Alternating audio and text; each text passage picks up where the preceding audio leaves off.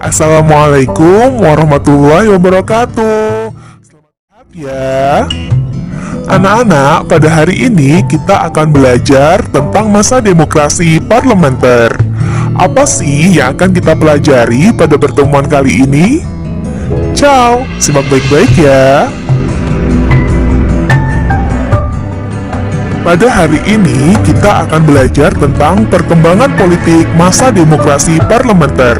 Tetapi kita akan fokus dulu ke submateri sistem pemerintahan masa demokrasi parlementer. Sudah siap ya untuk belajar hari ini?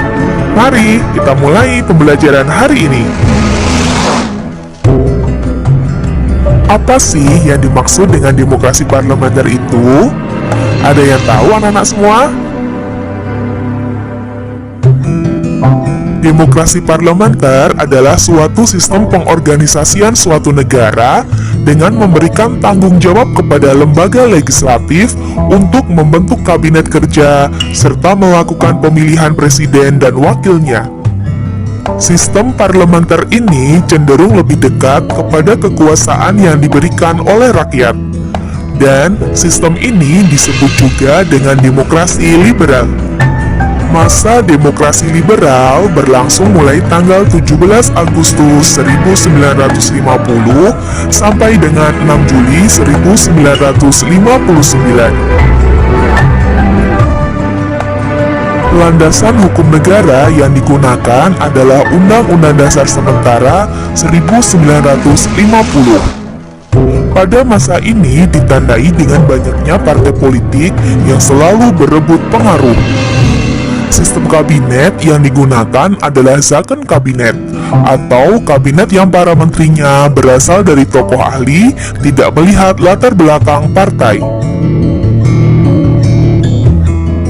Berikut adalah nama-nama kabinet pada masa demokrasi parlementer, yaitu yang pertama ada Kabinet Natsir, yang kedua Kabinet Sukiman, yang ketiga Kabinet Wilopo, yang keempat Kabinet Ali Sastro Amijoyo I, yang kelima Kabinet Burhanuddin Harahap, yang keenam Kabinet Ali Sastro Amijoyo II, dan yang terakhir ada Kabinet Juanda.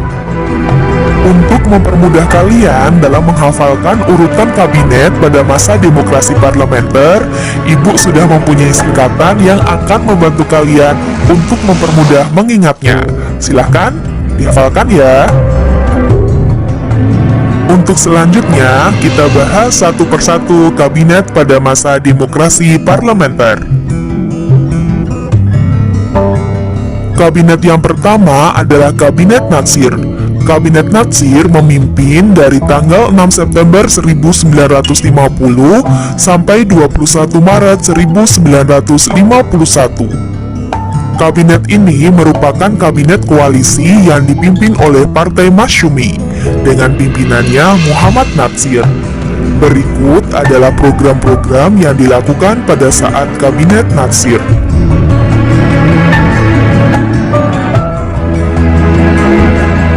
Keberhasilan dari Kabinet Natsir adalah berhasil melangsungkan perundingan antara Indonesia Belanda untuk pertama kalinya mengenai masalah Irian Barat.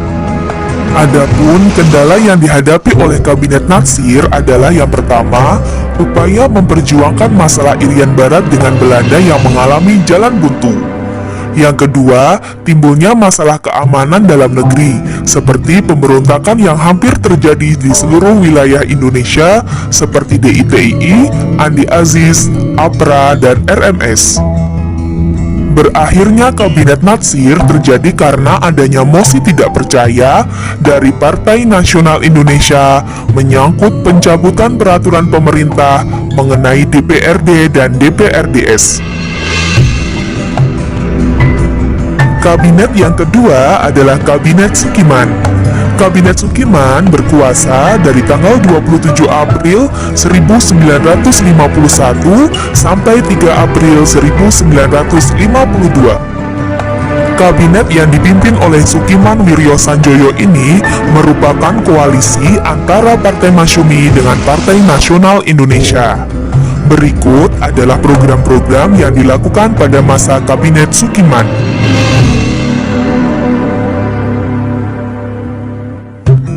Hasil kerja dari Kabinet Sukiman adalah melanjutkan program kerja Kabinet Natsir dan juga memprioritaskan dalam pelaksanaan program, yaitu menjamin keamanan dan ketentraman.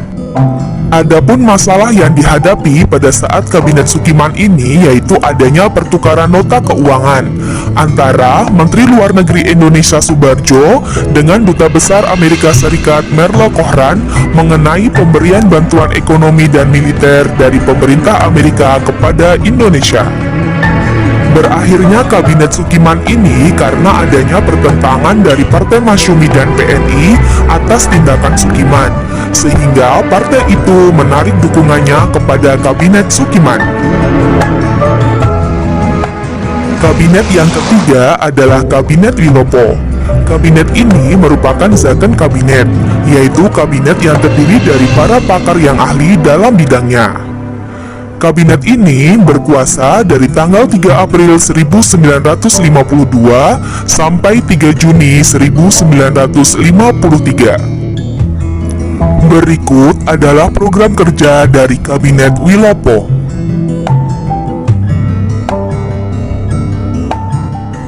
Permasalahan yang dihadapi pada saat Kabinet Wilopo yaitu antara lain adanya krisis ekonomi, terjadinya defisit kas negara, munculnya gerakan separatis dan sikap provinsialisme yang bisa mengancam keutuhan bangsa, kemudian ada upaya pemerintah untuk menempatkan TNI sebagai alat sipil, dan masalah yang terakhir yaitu munculnya peristiwa Tanjung Morawa.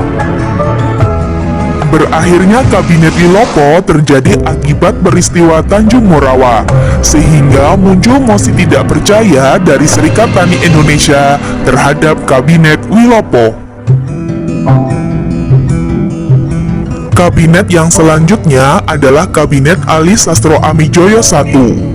Kabinet yang berkuasa dari tanggal 31 Juli 1953 sampai 12 Agustus 1955 merupakan koalisi antara Partai Nasional Indonesia dengan Partai NU.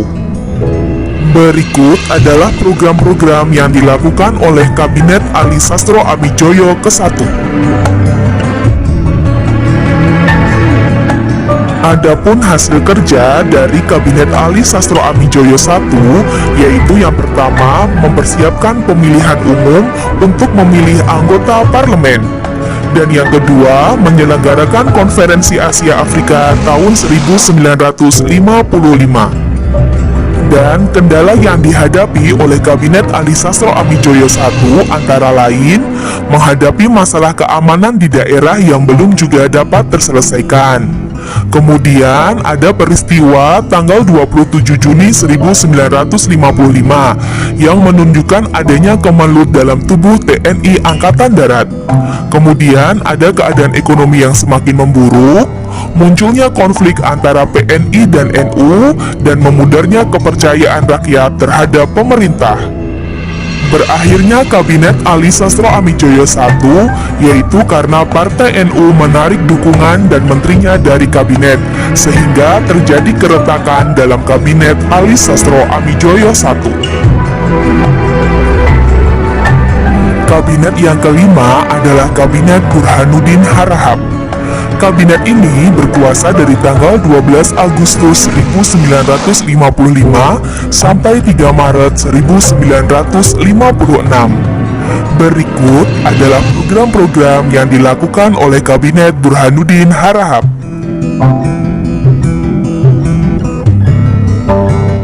Hasil kerja dari Kabinet Burhanuddin Harahap yaitu yang pertama, penyelenggaraan pemilu pertama yang demokratis.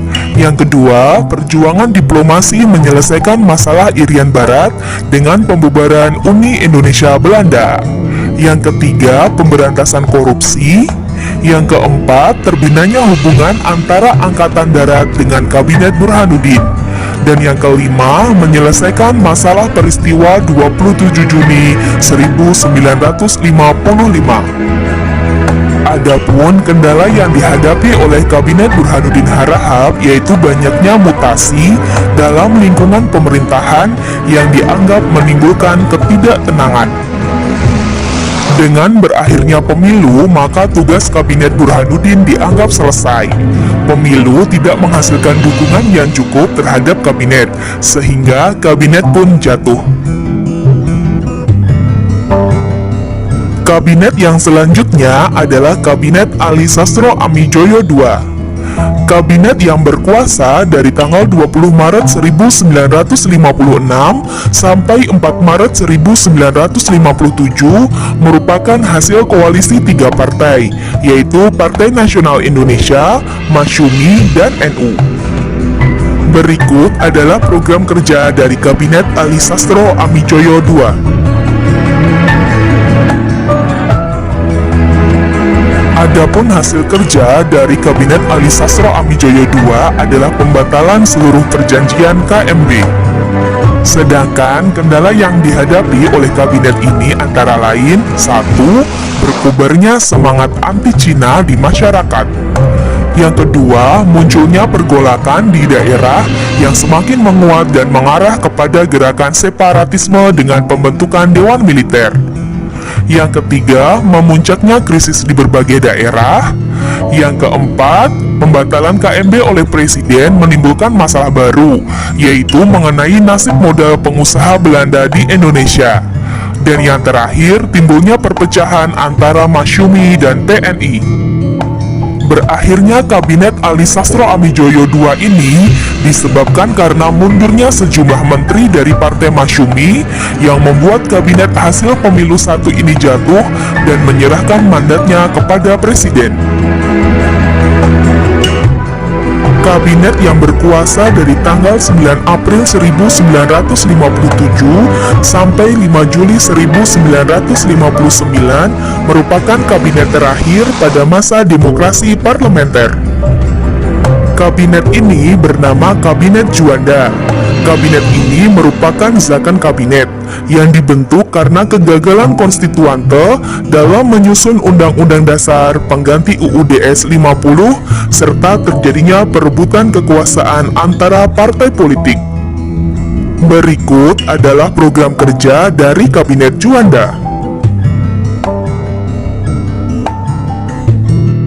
Adapun hasil kerja dari kabinet ini antara lain: yang pertama, mengatur kembali batas perairan nasional Indonesia melalui deklarasi Juanda.